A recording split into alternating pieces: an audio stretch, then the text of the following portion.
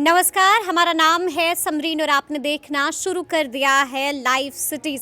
देखिए, सियासत ने एक बार फिर से इस बात को साबित कर दिया है कि वाकई में सियासत काफ़ी विचित्र होती है। आपको मालूम है कि रातों रात मुख्यमंत्री नीतीश कुमार ने बड़ा फेरबदल कर दिया और फिर से इस बात को साबित किया है कि बॉस तो मैं ही हूँ। देखिए, कहा तो ये भी जा रहा है कि लालू और तेजस्वी को सीएम नीतीश के आगे झुकना पड़ा। कहा तो ये भी जा रहा है कि लालू और तेजस्वी को सीएम नीतीश के आगे सरेंडर करना पड़ा। तो आज हम इसी मुद्दे पर सीधी बातचीत करेंगे सीनियर जर्नलिस्ट रवि उपाध्याय जी से। सबसे पहले बहुत शुक्रिया बात करने के लिए। आपका भी शुक्रिया जी। जैसा कि मैंने शुरू में ही कहा कि प्रोफेसर चंद्रशेखर, देखिए कहा जाता है कि यहाँ पर प्रमोशंस होते हैं, लेकिन प्रोफेसर चंद्रशेखर का प्रमोशन नहीं बल्कि डिमोशन हो गया है। बड़े विभाग से उनको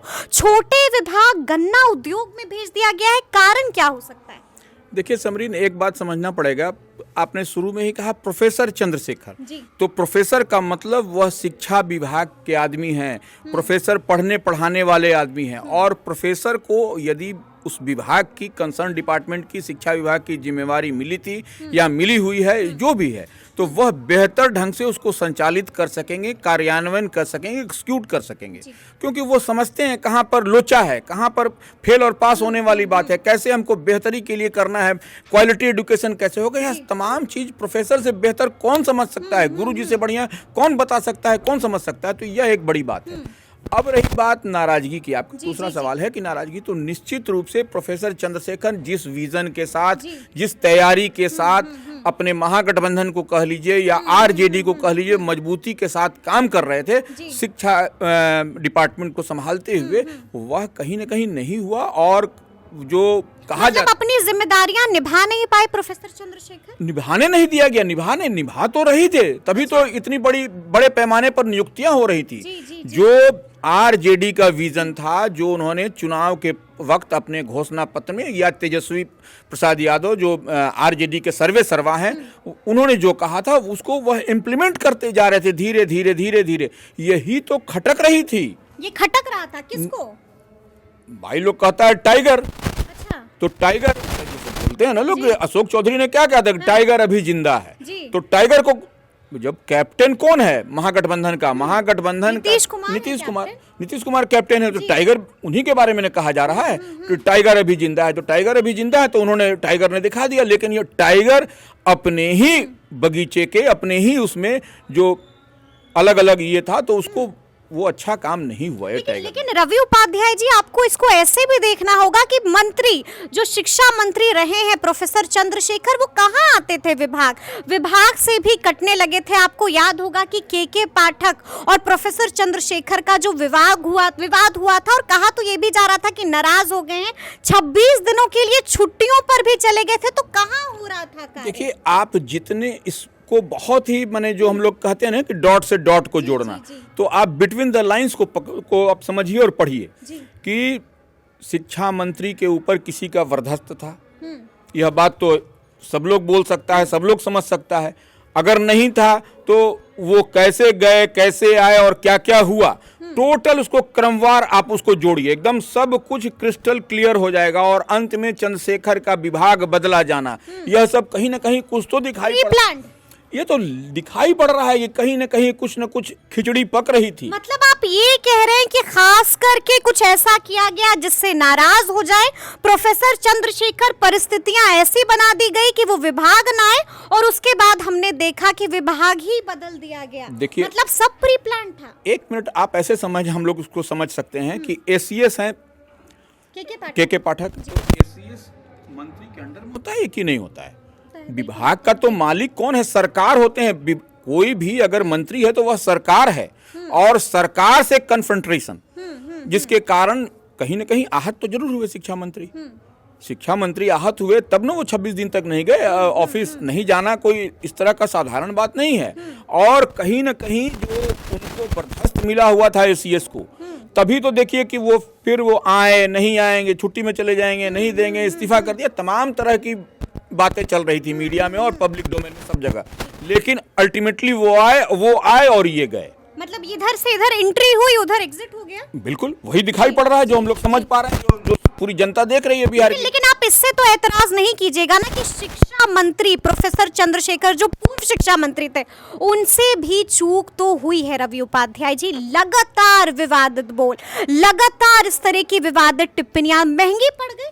देखिए विवादित बोल, अब आप जो बात छन करके आ रही है कि भाई शिक्षा मंत्री को शिक्षा से रिलेटेड बात बोलना चाहिए था, तो वह जो बात बोल रहे थे वो अशिक्षा की बात हो रही थी क्या?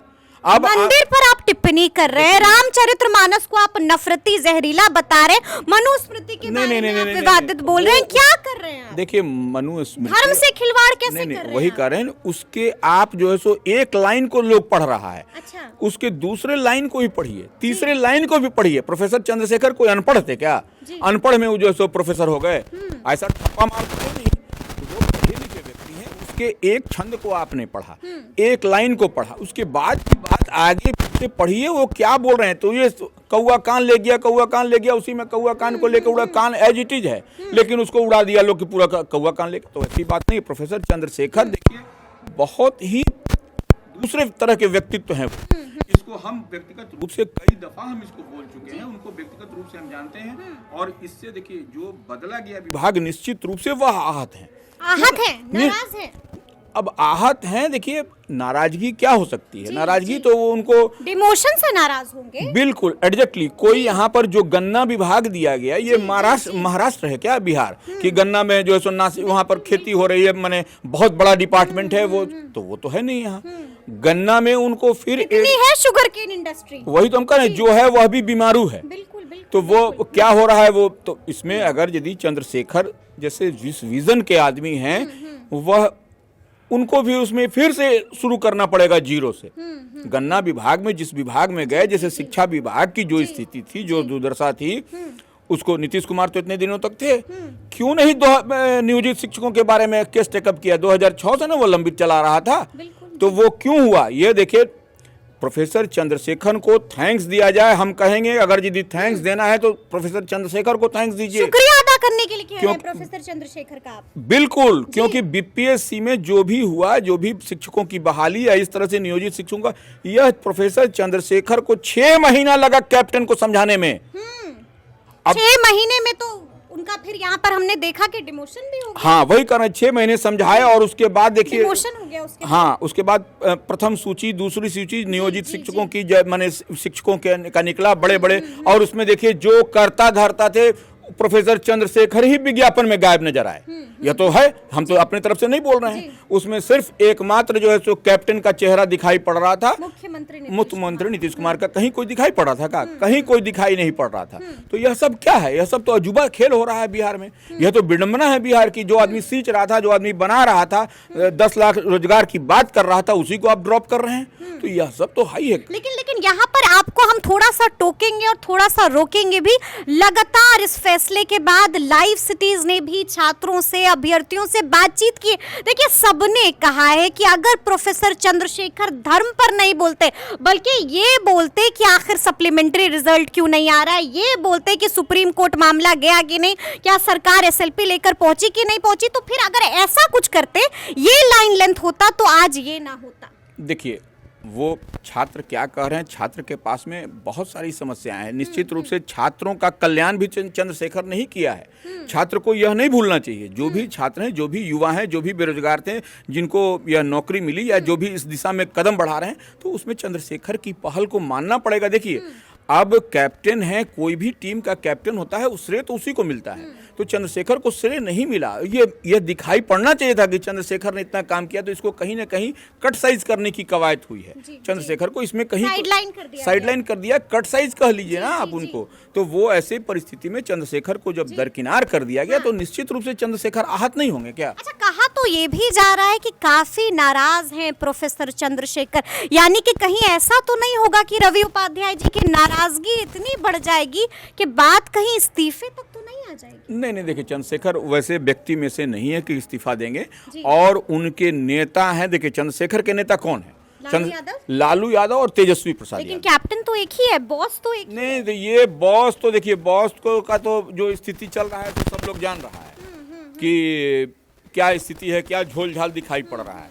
लेकिन प्रोफेसर चंद्रशेखर जिस गठबंधन में है, माने जिस दल में है, उसके नेता लालू प्रसाद यादव या फिर तेजस्वी प्रसाद यादव। तेजस्वी प्रसाद यादव के विजन से चंद्रशेखर का विजन मिलता है, और इसलिए इसमें कहीं कोई दो नहीं है कि जिस विजन पर तेजस्वी चल रहे थे उसी विजन को इम्प्लीमेंट उन्होंने किया। अच्छा। तो वो कैसे लेकिन यहाँ पर ये देखिए, हैरान करने वाली बात ये है रवि उपाध्याय जी कि आपने कहा कि उनके नेता कौन है, लालू यादव और तेजस्वी यादव। यही वो नेता हैं जिन्होंने सीएम नीतीश के सामने सरेंडर कर दिया, सीएम नीतीश के सामने झुक गए और प्रोफेसर चंद्रशेखर के लिए कुछ ना बोला।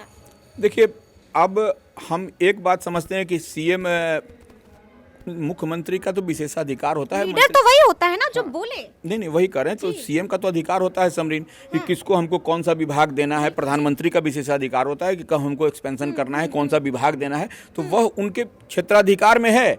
नीतीश कुमार के या जो भी मुख्यमंत्री होते हैं उनके क्षेत्राधिकार में है। लेकिन हम अभी भी इस बात से अपने इत्तेफाक नहीं रखते हैं कि लालू प्रसाद यादव को यह बात बताया गया होगा या तेजस्वी प्रसाद यादव को के कॉन्फिडेंस में लेकर के चंद्रशेखर का विभाग बदला गया है।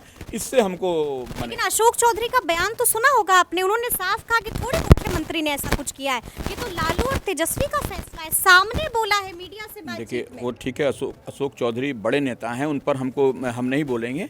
लेकिन एक बात तो विजय चौधरी का भी 1-2 दिन पहले का बयान है कि जो नीतीश कुमार सोचते हैं वह करते हैं, यह बात तो है। और संजय झा का भी बयान आया था कि वह फ्रंट फुट पर खेलते हैं। तो यह सब क्या दिखलाता है, यह सब बयान क्या है? देखिए, बयान को आप मट्ठा किया जा रहा है, बयान को आप जोड़ करके कुछ चलिएगा तब तो मीडिया के सामने या किसके सामने लोग क्या बोलते हैं उसके बाद फिर क्या होता है, यह सब मतलब आप ये कह रहे हैं कि दिखाया कुछ जा रहा है और अंदर की बात कुछ और है। बिल्कुल अंदर की बात वही है। और देखिए, अगर यदि सब कुछ ठीक रहता, महागठबंधन में, इंडिया अलायंस में, बिहार के कंटेस्ट में अगर हम कहें सब कुछ ठीक रहता, तो ये 3 विभाग ही आरजेडी कोटे का ही क्यों इधर सुधर किया जाता?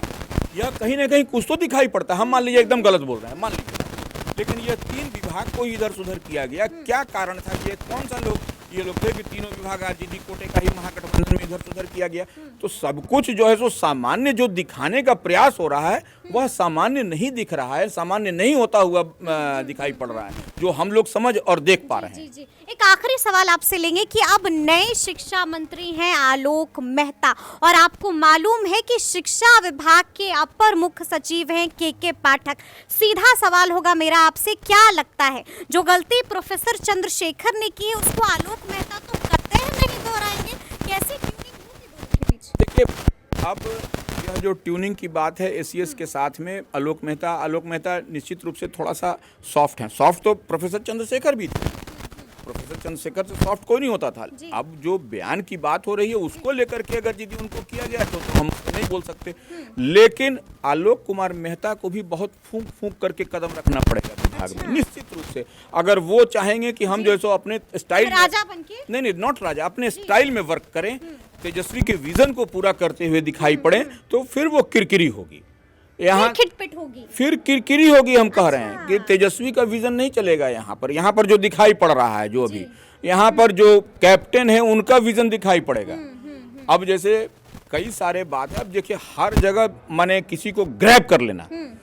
ग्रैब करने का मतलब है कि आप समस्तीपुर में कल देखिए, कल जो है इतना बड़ा उद्घाटन हुआ, उसके पहले जो है सो नीतीश कुमार का पूरा फुल पेज का बैनर आया, उसमें स्वास्थ्य महकमा था, उसमें कहीं तेजस्वी दिखाई दूर तक नहीं पड़े थे। तो यह सब होगा तो किसी को अच्छा लगेगा क्या?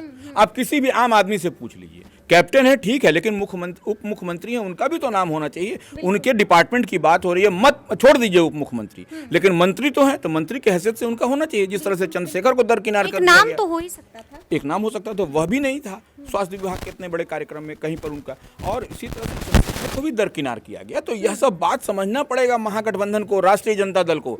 हमारी बात हो सकता है कई लोग इत्तेफाक रखें नहीं रखें, कई लोग कुछ बोलें, लेकिन कहीं ना कहीं इसमें कुछ सच्चाई है। ऐसा नहीं आउटराइट आप इसको रिजेक्ट नहीं कर सकते हैं, नहीं कर सकते हैं। तो सुना आपने क्या कुछ बताया है रवि उपाध्याय जी ने। देखिए बड़ी बात कह दी है, साफ साफ आप लोगों पर ही छोड़ दिया है, साफ कहा है कि डॉट्स आपको दिख रहे होंगे, बस आपको डॉट से डॉट मिलाना है और जवाब आपके पास खुद मौजूद होगा। तो ये पूरी बातचीत आपको कैसी लगी है, कमेंट करके हमें ज़रूर बताइएगा। तो इस तरह के तमाम अपडेट्स के लिए ऐसे ही हमारे साथ बने रहिएगा और देखते रहिएगा लाइव सिटीज़। बहुत शुक्रिया।